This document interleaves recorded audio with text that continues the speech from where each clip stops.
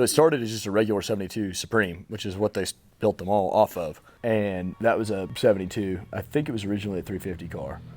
And then they did the Turbo 400, the 455, and made it a replica of that. But it's built with all OEM parts. So it is completely OEM because it was built through Hurst. That's why it's not just like a normal replica. It's legit. And that little lifter tick goes away after it warms up some too. That's another Oldsmobile thing. And I went neurotic and pulled the intake off and went over this thing with a fine tooth comb, did an autopsy on it to make sure it was fine. And it looked like a brand new motor. It needs shocks. It sat in storage for 20 something years, and I was reading articles about people trying to find this car because, you know, where had it gone? That's how it's got such low mileage on it. And so like shocks and some seals here and there need to be done so it's not riding like a waterbed.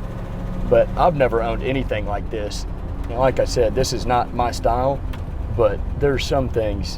When you're in a car that is this nice with this one-of-a-kind story, and then you've got $45,000 worth of receipts, I mean, just that, if it was a completely bone stock, like a 442 that somebody rebuilt, it's still gotta be, you know, this is still a $75,000 car. Something with 1,000 miles on it that's got documentation. And so, there's not another 72 for sale right now. If you find a 68 or 69, which were the only other Hurst Olds that they had out, Dodge got the contract for a little while in there to build the pace cars. I think this is the best looking year. I love them. And they're in a Cutlass Supreme, so they're a little stretched out. I was telling Sam, sometimes it looks like a Chevelle when you're looking at it, and sometimes it looks like a Cadillac because it's longer. Yeah. You know, they're funky. But this is the only one with the lace. This is the only one with the receipts. This is the only one that you're even gonna find any car that's got that type of documentation and this nice of a build. You put this thing on the lift, you can't even tell it's not new underneath. It's got a actual radio, and I've got the controller in here. You're making him jealous. Yeah, no kidding. Oh, I love flexing on all the new cars. It's got a radio stashed in there, so they've got the factory look, but you can actually play some tunes in here. And this thing, I'm telling you, I've been scared to open it up yet. It shags ass, man. It's fast. Sure. It's got a posi in the back already, Turbo 400, which is the big transmission.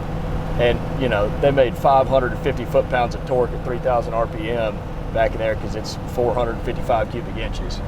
Yeah, so this is one of the ones that's actually got, you pop it over there and it ratchet shifts. Yeah. So this is an actual Hurst product. So cool.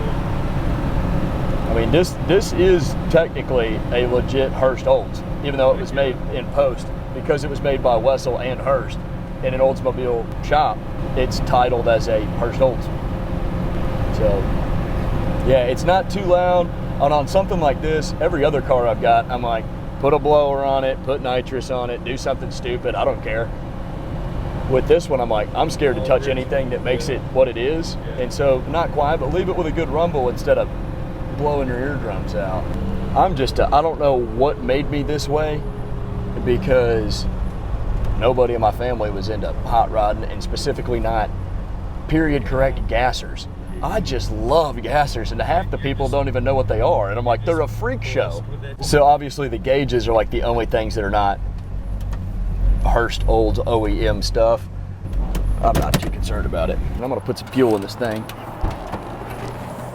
John, the one that built this, he told me, yeah, you know, like I said, they owned an Oldsmobile place, but also like a plant. They kind of built them. He said that was the last piece of vinyl that we get our hands on, and after that, they basically destroyed rights to it so that people can't reproduce them. And he said, so don't mess that up. How long ago was that? 95, when they built this. There's just something about the 442s and GTOs, GMA bodies that are different. You know, a Pontiac, an Olds, a Buick, I think they're cooler.